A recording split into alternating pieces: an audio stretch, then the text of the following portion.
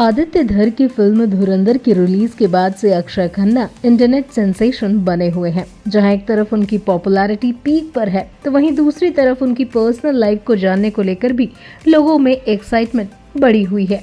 वैसे अक्षय खन्ना चकाचौंध से दूर रहना पसंद करते हैं। उनके पिता विनोद खन्ना ने स्टारडम को भी खूब एंजॉय किया है और जब वो इसके पीक पर थे तब उन्होंने इसे त्याग दिया और आध्यात्मिकता की ओर रुख कर लिया। उन्होंने अपनी पत्नी और 2 बेटों अक्षय और राहुल खन्ना को छोड़कर ओशो के आश्रम में शरण ली थी। चलिए जानते हैं कि अक्षय की मां और विनोद खन्ना की एक्स वाइफ गीतांजलि कौन थी और दिवंगत दिग्गज अभिनेता की पत्नी से तलाक क्यों हुआ था। बता दें कि विनोद खन्ना की पहली पत्नी तलेयार खान है। एक फेमस पारसी परिवार से ताल्लुक रखती थी और एक मॉडल भी थी। उनके परिवार में वकील और बिजनेसमैन भरे हुए हैं और वो अपने परिवार से ग्लैमर की दुनिया में कदम रखने वाली पहली सदस्य बनी थी। गीतांजलि AFS तलेरान की बेटी थी, जिन्हें 1950 के दशक में भारत के शुरुआती कमेंटेटर्स में से एक माना जाता था। विनोद खन्ना की गीतांजलि से पहली मुलाकात कॉलेज के दिनों में हुई थी और विनोद पहली ही नजर में उनकी ओर अट्रैक्ट हो गए थे।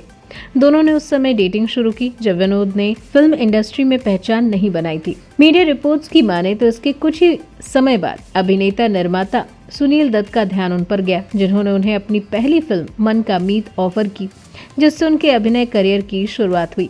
विनोद की पॉपुलैरिटी और सफलता बढ़ने लगी। उन्होंने शादी करने का फैसला किया।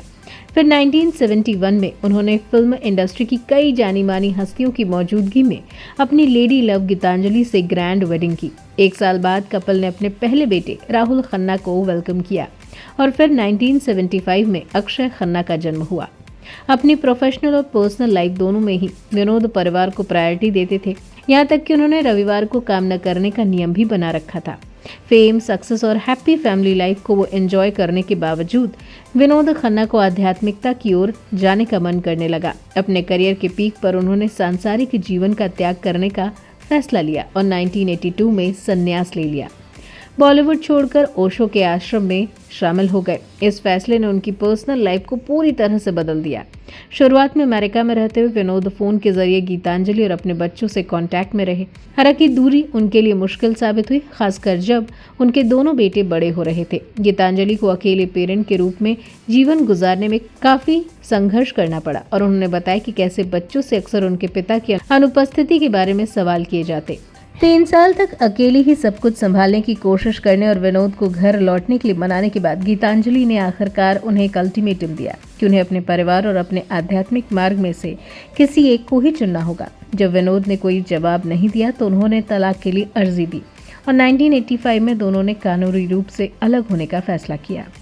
हालांकि विनोद 1987 में भारत लौटे, लेकिन आश्रम में लंबे वक्त तक रहने के कारण उनकी पहली शादी तो टूट चुकी थी।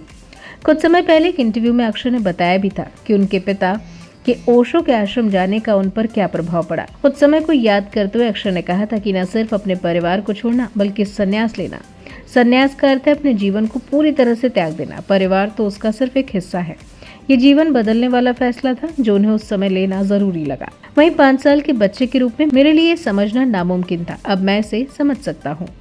वहीं फिल्म जगत ने उनका भरपूर स्वागत किया और 43 की उम्र में उन्हें फिर से प्यार हुआ। फिर उन्होंने 1990 में कविता दफ्तरी से शादी की। इस दंपत्ति के 2 बच्चे हुए, एक बेटा और एक बेटी। हालांकि गीतांजलि ने कभी दूसरी शादी नहीं की।